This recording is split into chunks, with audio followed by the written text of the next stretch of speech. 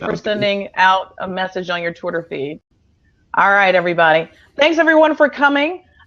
This is a session that I'm hosting. My name is Kim Bonner. I am a senior consultant with New Day Consulting Systems. We focus on scaling businesses through three primary areas: franchise development, licensing, and also equity crowdfunding. We also consult and work with people on branding and marketing, kind of in those niche areas. And one of the reasons why we decided to start conversations with influencers like KP Kelly and Mark Schaefer is because we're noticing, obviously, there's a lot of change. That's the understatement of the millennium in the marketing area, particularly as it relates to mobile marketing, particularly as it relates to marketing with traditional brands. And I just wanted to kind of pick the brains of these two brilliant men and also open it up to the audience if you guys wanted to ask questions and really get an idea of where we're headed in 2016. So without further ado, I'm going to open it up to KP and Mark. They can everybody knows them. You can introduce yourselves and also kind of give your initial thoughts on 2016 trends. I know it sounds passé, but it seems like every hour or every day something is changing. So I open up the floor to both of you. Thanks again for coming. Go ahead, KP. No, you go ahead. Me first. Oh, you go. Sure. Well, I'm KP Kelly, branding consultant out of Columbus, Ohio, as we're talking about, where we don't yet have snow here, but we will probably. Right? Wow. And I specialize mostly in Twitter has been my specialty here for a couple of years. Marketing trends in 2016. Everybody talks about live streaming because of kind of the new platforms that came on board the last couple of years, or the last year, and Periscope. We're on a live streaming network now, Blab, and I think we'll get into a lot of the trends. The one that I kept talking about towards the end of the year was telling people not to forget about Facebook. That I thought Facebook was the dominant network in social media, talking about social media trends in 2015, and that they were going to come out with a lot of things and be dominant even more so in 2016. And it looks like that's the case. But again, I'm from social media world.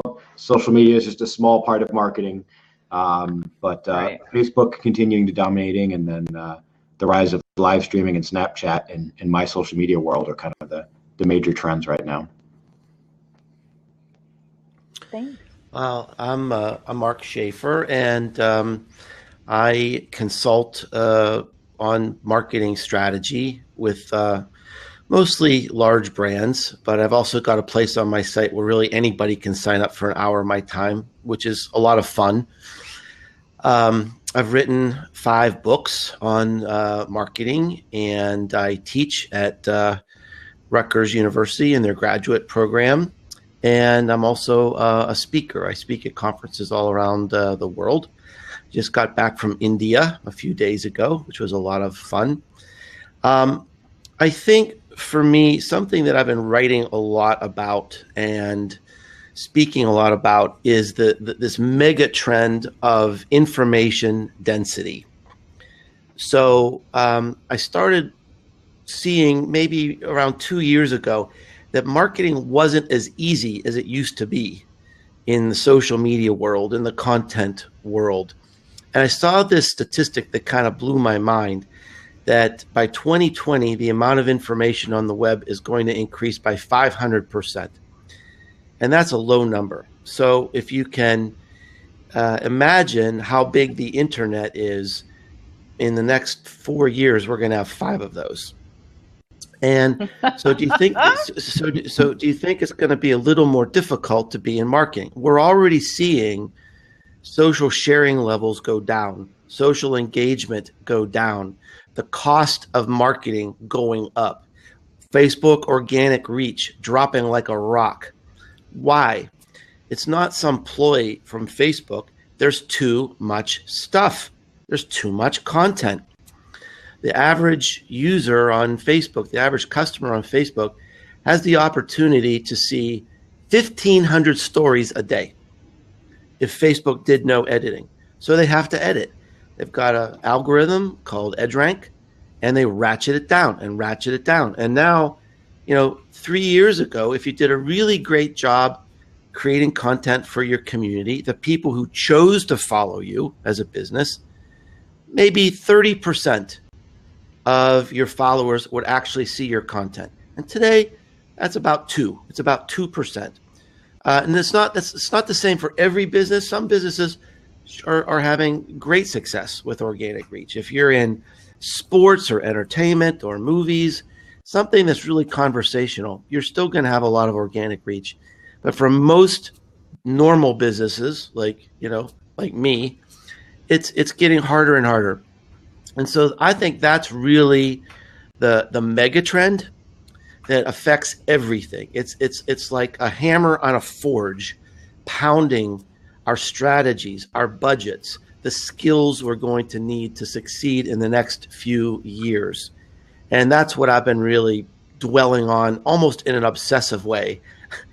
How do we get our messages to rise above the noise with this tsunami coming at us? I've read your theory, your proposition, your position before, and heard you talk about it, Mark. And it's one of the reasons why, hopefully everybody can hear me. I invited you to this session because I think it's on point in a lot of ways.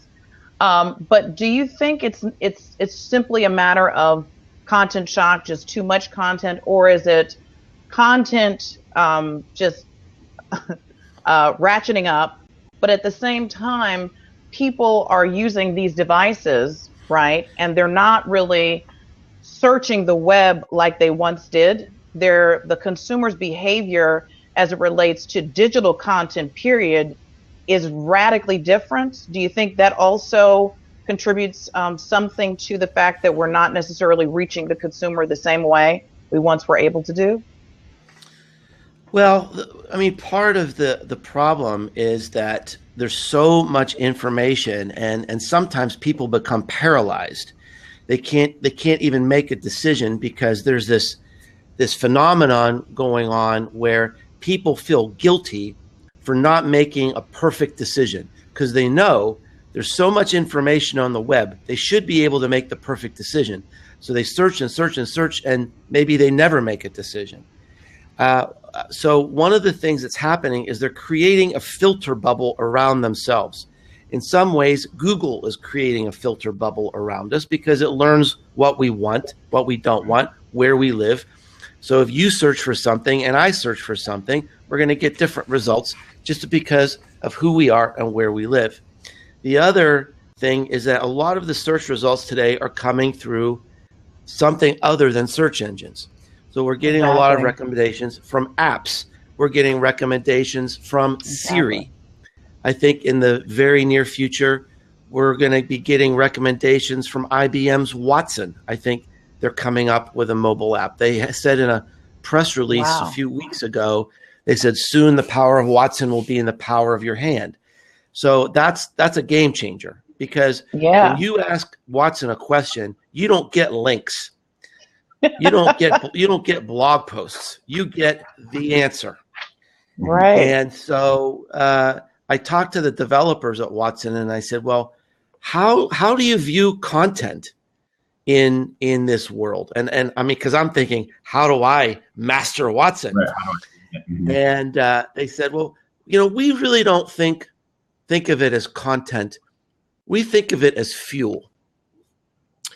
So it's really kind of a new perspective. I mean, if you think things have changed in marketing for businesses today, if you look, just fasten your seatbelts because the next 2 years, it's going to be more profound than everything we've seen so far. Because on top of these filter bubbles, we're also going to be seeing this idea of immersive technology like virtual reality going mainstream in a huge way. In 3 years, we'll be wearing headsets all day long, just like we sit in front of our laptop computers today. So, and it's going to You really believe that? Absolutely. No question. No question. Wow. It's going to change the way we search, we discover, we learn, communicate, connect, entertain ourselves, it's gonna be flipped. It's gonna be more, the revolution in the next 2 to 3 years with virtual reality will be more profound than the internet. Wow. All right, KP. What do you have? What say you? What's it? There's a lot of things, so many things there. What would you to reply to? Yeah, I mean, virtual reality. I mean, that's a hot topic too because it's a fun topic. It's fun to imagine what can be. So I don't know. I think you're right in the 2 to 3 years. You saw a lot of people thinking that would happen early 2016, but I think that will take a little while. But it's interesting to see what will happen with that. I've thought about the goggle things, but then I thought maybe there'll be something even different that we're not even thinking about in 2 to 3 years. Kind of like how maybe we're thinking about the goggles and all of that as the way people thought about the car phone, but then the cell phone's going to come out and it's going to be something even different with virtual reality. I mean, it's amazing to imagine, but from a marketing standpoint, that just that presents a lot of opportunity. That's going to be interesting to see where that goes. How will marketing infiltrate the virtual reality world when you have somebody that captive? Marketers and businesses want to get that attention. So I'm kind of excited to see where that goes from a marketing standpoint. A lot of Your possibilities reality today, sponsored by Coca-Cola. Right. You're going through your little reality with Coca-Cola everywhere.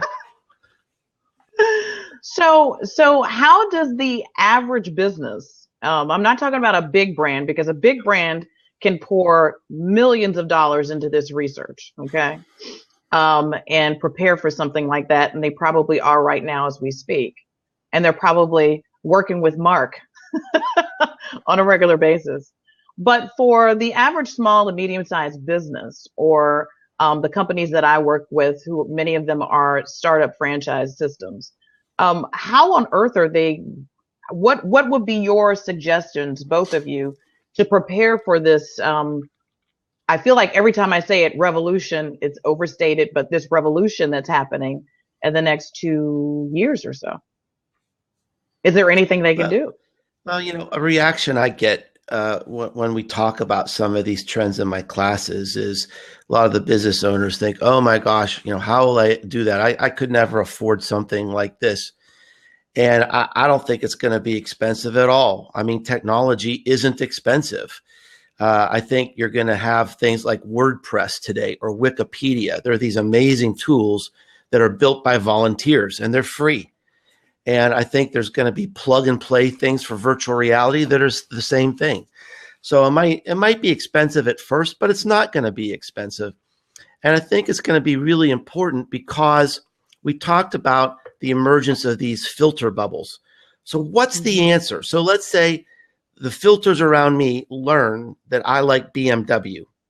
If you work for Audi, you're out of luck, because if your content makes it through my filter bubble, that's a fail. So if you're Audi, what are you going to do? You have to find a way to invite me out of my bubble.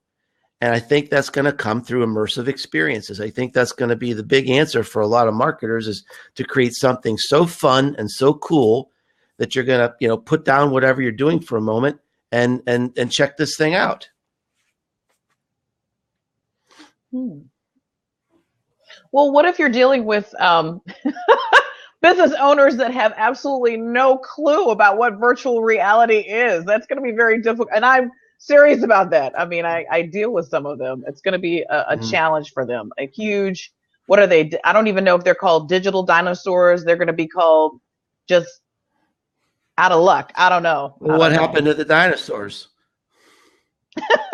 Well, it's extinct. I know. There'll be, just how when live streaming started and you had live streaming experts spring up overnight, you'll have a whole industry of virtual reality experts and software and tools and ebooks and all these people trying to, one, make money off of the new technology, but also finding ways to teach and make it easier for businesses.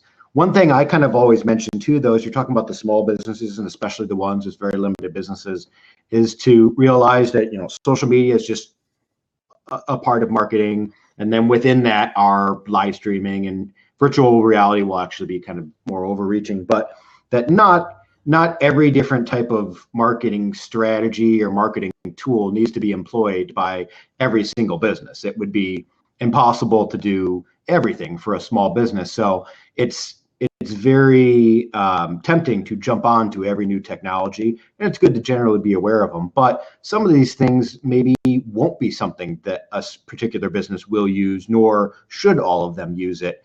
There may be different ways of reaching their customers than some of these new technologies. So for a lot of your small businesses, there may be a way they need to be able to figure out how to do live streaming and virtual reality when that comes on. But for some of them, that might not be something they do, and they still might be able to reach their marketing and business goals. Yeah, so it's kind of finding out where your customers are and how to reach them. Go ahead, Mark. Sorry. Yeah, some of them don't need virtual reality; they need a yard sign. Yeah, exactly. Well, and that's, and people, and it's funny because we still have, when I go out to my mailbox, I'm still going to get a bunch of spam mail and mailers and things. And I still get that because that still works for some businesses, and we'll have virtual reality and we'll still be getting that in the mail. So there's different strategies for different businesses to reach your end goal. I think, though, for the businesses that you're talking about, the one thing you don't want to be the barrier to entry is fear of it. So I think if the strategy they've decided is probably good for them, their customers are there, it's probably a good way to reach them, but they're afraid and it's new and it's scary, then that's something they can overcome. There'll be people to help. And I think these new technologies know that too. They know that something new is scary or harder to learn. And so, newer technologies are also making sure that their new technology is not impossible to use, because that's important too. So it's a huge topic. Okay. Well, it is a huge topic, but I wanted to talk about something since we were talking about extinction. I wanted to talk about Twitter, KP, since that's been all the rage on my LinkedIn, my LinkedIn feed in particular, that Twitter is going to explode, implode. It's doomed. It's done. So can you talk a little bit about your thoughts about the future of that particular platform?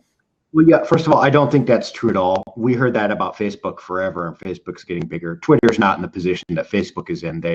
They've struggled to, bottom line, to make money.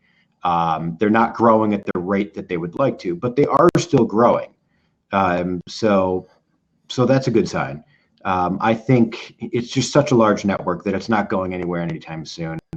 February 10th is a big day for them, and coming up here for their company, they release some reports there. But I think they'll make some changes. They'll adapt a little bit, and they're so large that it's going to be a main social media hub for a long time to come. I don't think that's going anywhere. I think you have Periscope and live streaming that now kind of integrates with Twitter. So that's going to give them a little bit more juice. So I think Twitter's here to stay. For a lot of businesses, it's still going to make sense to make sure they have Twitter, be active on Twitter. It's still a great way to reach a large amount of people in a kind of a short period of time. But it also kind of goes to what Mark's talking about too. One of their issues is just all of that noise. Twitter keeps it simple, and that's great. But the problem is, it's just a nonstop thing of information there being put out there. It's tougher to connect, engage, build relationships, which is really huge for the millennials. Yes. But don't read all the hype about it, because every social network is always dying, according to everybody. Twitter, they changed a lot of their executive positions. They're going through a lot of transition. They need to figure out how to make money. But I think they'll adapt. They'll be around for a little while longer. Yeah, I think they're going to get bought. I would say in the next 18 months they're going to get bought, because I don't think they can make it on their own. They can't. I mean, the thing that people love about Twitter, and the thing I love about Twitter is that it is kind of quirky. And if you're quirky, you're not necessarily going to be mainstream. And the analysts look at Facebook and they look at LinkedIn and they look at YouTube and all the stuff that Google's got, and they expect this enormous growth rate. And I think the biggest problem Twitter ever, I mean, they probably signed their own death warrant when they became a public company, because now they're on this path where they have to have inexorable growth inexorable, you got to beat last quarter's numbers without excuse, without fail, every time. Twitter's just not built for that. And, it is continuing to grow. It's growing outside the U.S. But I don't think it's going to make it on its own. And I think the stock price is so low right now that, I mean, they're vulnerable for some kind of a takeover. Yeah, there is a lot of speculation. There are a lot of speculation about who would be the perfect buyer for Twitter. Do you have an idea or a preference? Well, I mean, it could be a number of companies. My bet would be Google. Yep. Yeah. Because Google's going to have to find new ways to gather data. I don't know. I mean, it could be something that I never even thought of, never even expected. I mean, the data that Twitter generates is very, very valuable. Twitter just hasn't been able to monetize it fast enough. And so I don't know. I don't know. I mean, if I had to place a bet, I'd say Google, but it could be anybody. Yeah, I would say Google as well, but yeah, you don't know who's making a play to come up with the money and has a plan to do it. You hear a lot of people say Facebook. I've never thought it quite makes sense for Facebook, because that's not an audience that brings a lot of value to Facebook, because they already have that audience. So I don't think Facebook makes sense, but Google probably would make sense, and they'd be able to make it happen. So it could be Google. Okay. Well, both of you are marketers, so it's not a hypothetical, but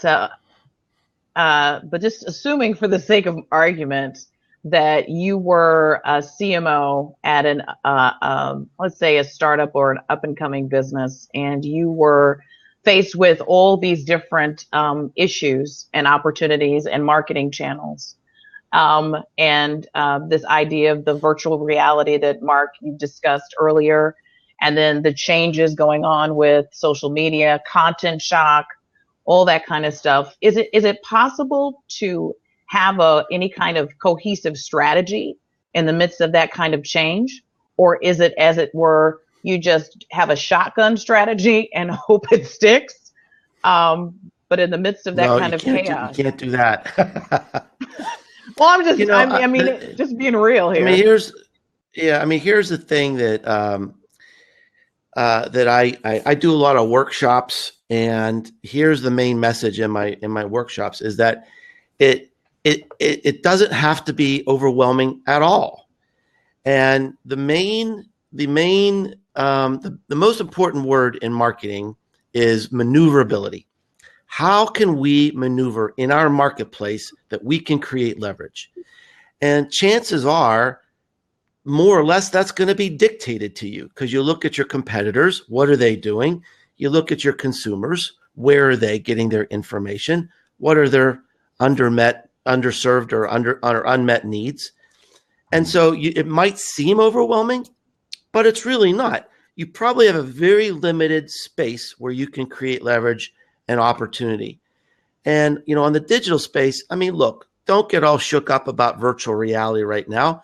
You don't necessarily have to be the early adopter. Wait and see what happens.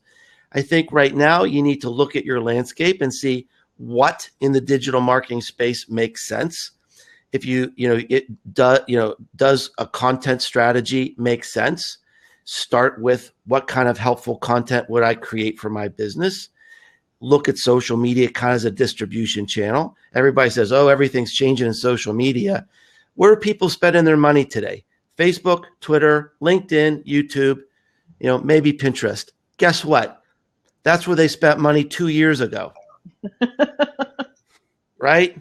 So Snapchat, Periscope, blah, blah, blah, blah, blah. Businesses aren't there. They may be there next year or 2 years, but the landscape is not changing quickly. All right? How you use the tools is changing quickly. So, how do you maneuver?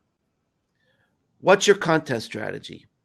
What's your distribution strategy through social media? Don't worry about chasing every shiny red ball. You don't have to.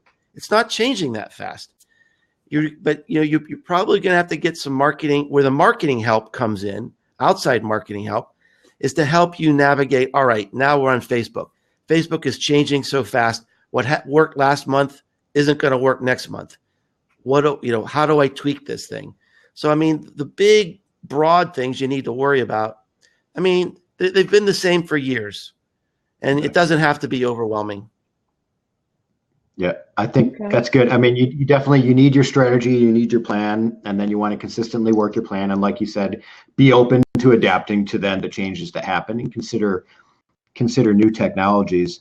And he's right. You don't have to don't jump at every new thing and completely shift your strategy. I remember with live streaming, it's kind of funny. I think back to when Meerkat came out first. And there are these group of kind of people that were just telling every business, you have to be on Meerkat. That's where you need to be.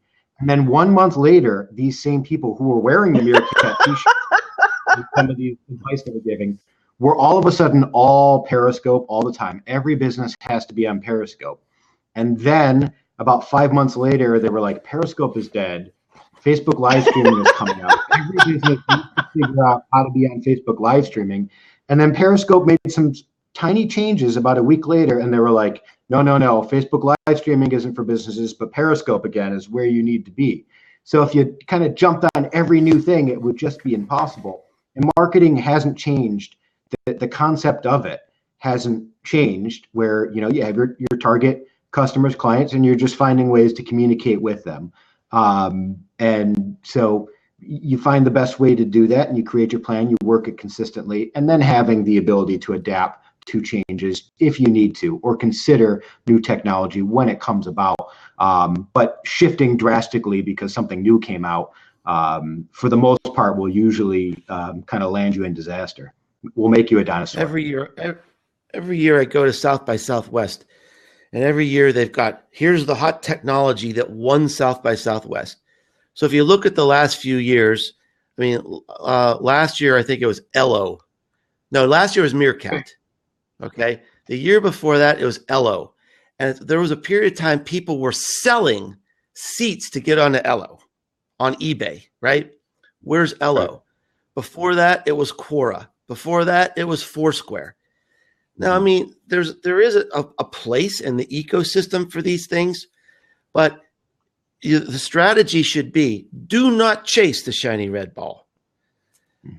Wait for other people to do it. If you have limited resources, and I've never been in any company that said, we have too many people and our budget is too high. So if you have limited resources, you don't chase all these things, because they're probably going to fall to the side anyway. Look at where people are spending their time. Look at where businesses are spending their money, and just go there. Yep. Okay. I was just thinking, Peach was the big thing last month.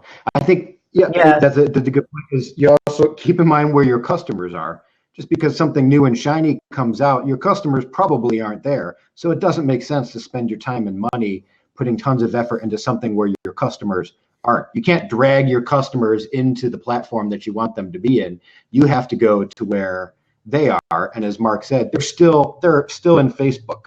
They're still in Twitter. They're still in LinkedIn. For the majority of people, that's where they are. So that's where the businesses have continued to be. But they might still be in those places, but they are consuming different types of media. So this whole idea of streaming video, It's not just all the rage. It's all the rage because their data points seem to support that. I saw this maybe a few days ago that in about 4 years, the 90% of the content that we're going to be consuming on the internet is streaming video, which is an amazing data point. Now, I don't know if it's absolutely correct, but that's a big deal. And for companies that haven't, they've been using video, but they've been using video in a traditional advertising sense, like creating little commercials and putting them on YouTube, or creating commercials and putting them on television. This domain is different, I think. Or do you guys disagree with me? Or you think it's just both? It is. So it is different, and it creates a way to, it's all about you keep hearing the buzzword of engagement and relationships, and so it gives a way to kind of build relationships and in a different way. I'm interested to see where live streaming goes. I think part of the challenge for businesses, how do we get a return on investment? How do we get a return on time? And with a lot of these live streaming tools, I think a lot of people are building their brand, which is good. And I make money helping people do that. But at some point, there has to be a value placed on that. You can't just continue to build your brand and not make money from something. And I think businesses really struggle right now. And that's what, Snapchat, Mark, starts. So some businesses are on Snapchat. Nobody's really making much money from Snapchat. So you can spend hours a day on it. But how are you making money? I really haven't figured out how to use Snapchat, quite frankly. I hate to admit that, but it's not too difficult. But then the other thing, I keep thinking about Blab, and I do some Blab shows, and you do. It's a new network, but is this going to continue like this, or is it inevitable before? We're kind of the early pioneers, but there's going to be professional broadcasters that are going to be running the shows and all that type of thing, because that's what they do for a living, and they'll start infiltrating all these. I'm not sure, but for businesses, live streaming versus traditional video, I think there's still a huge role for traditional video. People like polished, finished products that explain something clear and just reach the mark. There's a tremendous amount of value in that. As much as we talk about wanting authenticity and the real relationships, ultimately we want what we want, when we want it, how we want it. So the traditional videos, sometimes they give us that. I'm sure. Mark, what are your thoughts? Well, here's the business case for social media in one sentence. Come waste time with me.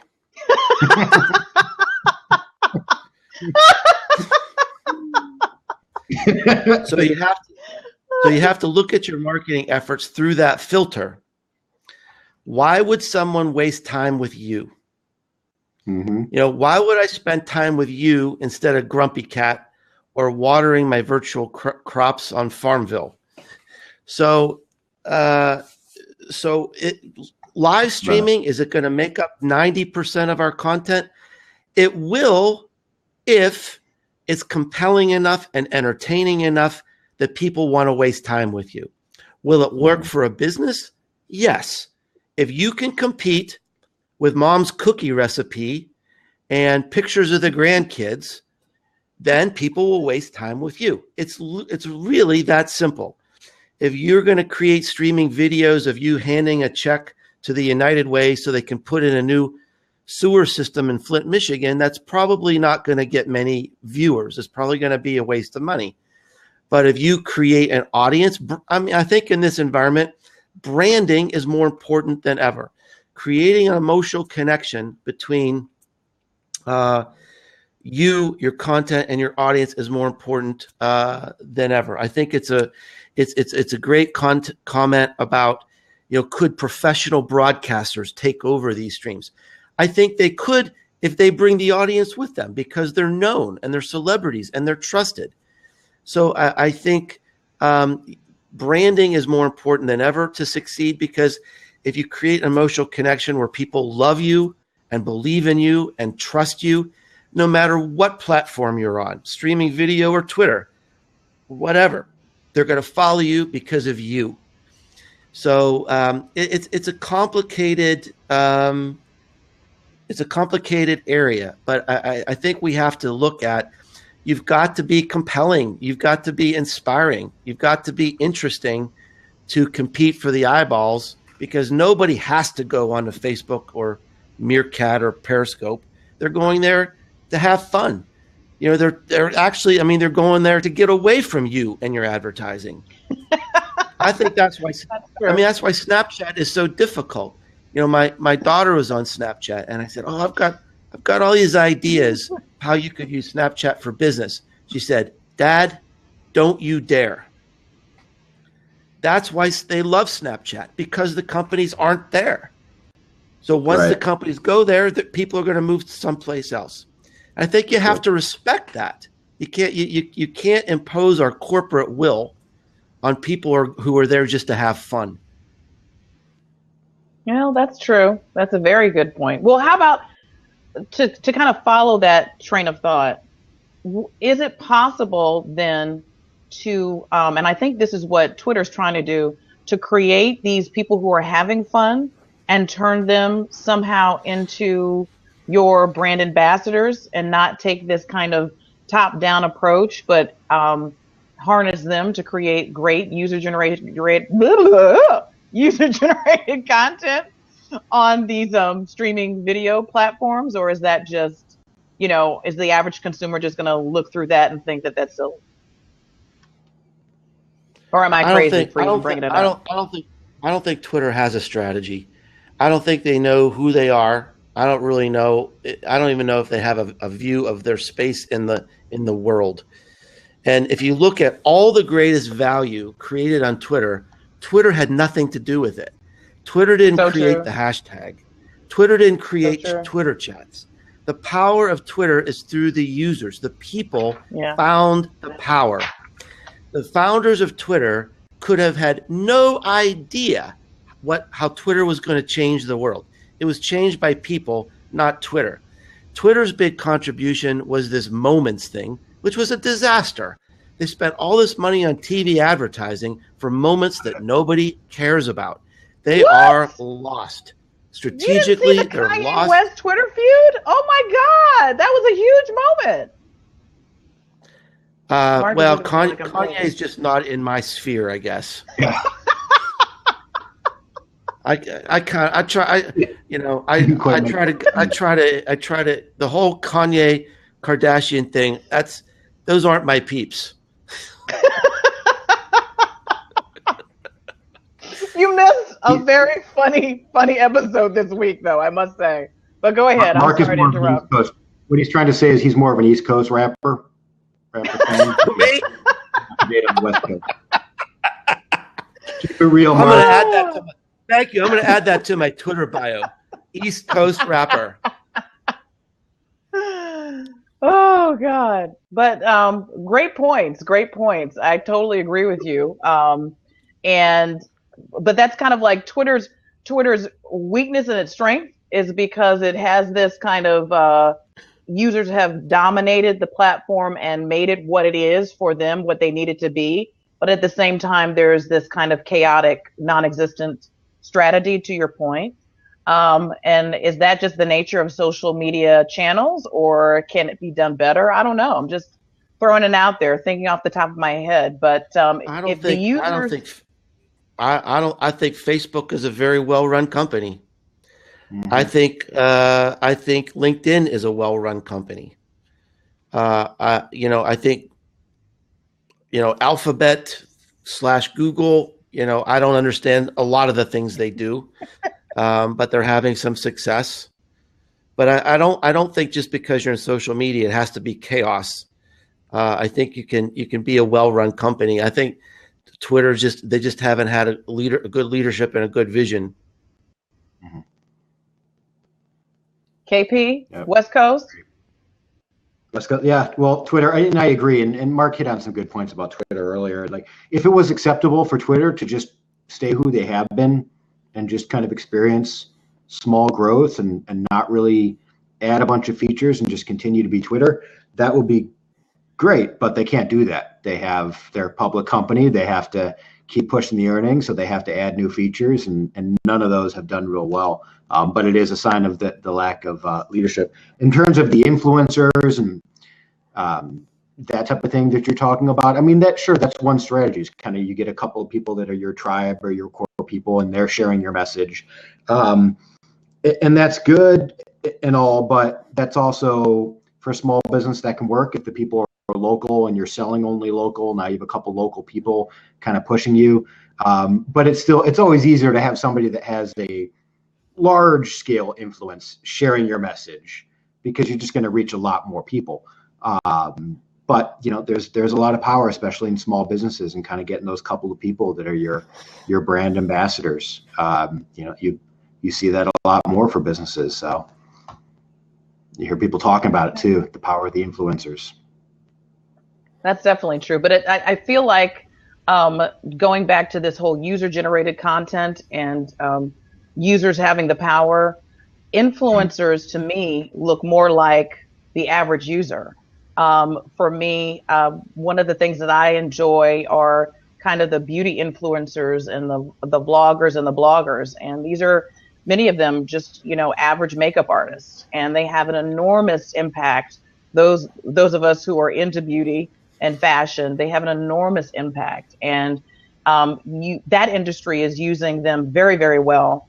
Other industries, not so much. And I understand that beauty is inherently a visual medium, so it makes sense that a YouTube vlogger would translate very well with the beauty industry.